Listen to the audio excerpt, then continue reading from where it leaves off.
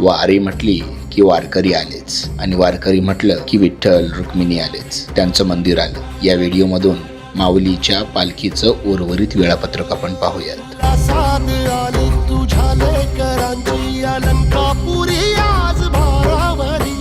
वसावारीचा घेतला पावला निया वाळवंटी तुझी सावली, गळा भेट घेण्या भीमेची निघाली तुझ्या राम घोषात इंद्रायणी।